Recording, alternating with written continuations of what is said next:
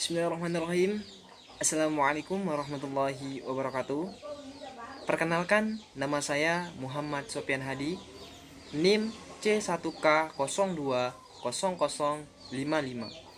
Pada kesempatan kali ini, saya akan menyampaikan materi tugas Pancasila, yaitu Pancasila sebagai paradigma pembangunan bangsa. Paradigma mengandung pengertian sebagai sumber nilai, kerangka berpikir, orientasi dasar, sumber asas, tolak ukur, parameter, serta arah dan tujuan dari suatu perkembangan, perubahan, dan proses dalam bidang tertentu, termasuk dalam pembangunan bangsa.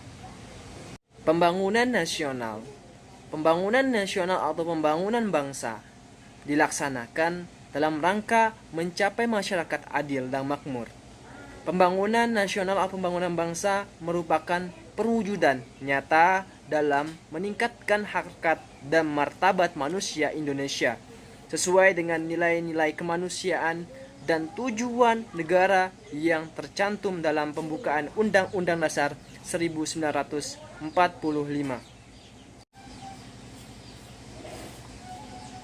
Kedudukan Pancasila sebagai paradigma pembangunan bangsa atau pembangunan nasional.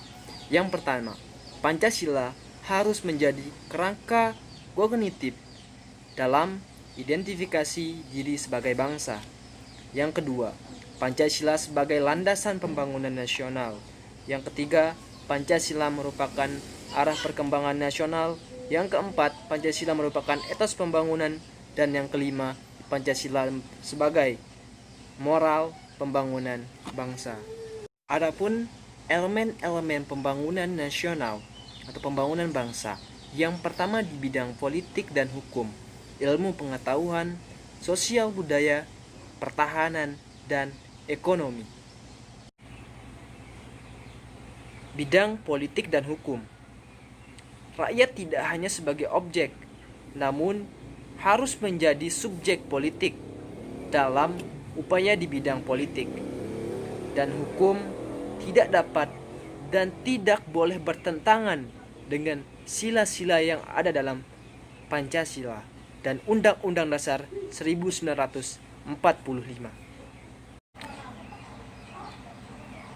Di bidang ilmu pengetahuan, dalam hal ini perguruan tinggi berdasarkan aspek ontologisme, epistemologi, dan aksiologinya, sehingga perguruan tinggi dapat mewujudkan tradisi akademis atau ilmiah secara kultural dan struktural.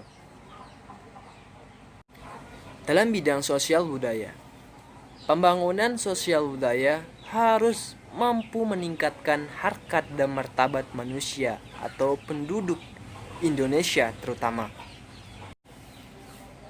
Bidang pertahanan dan ekonomi.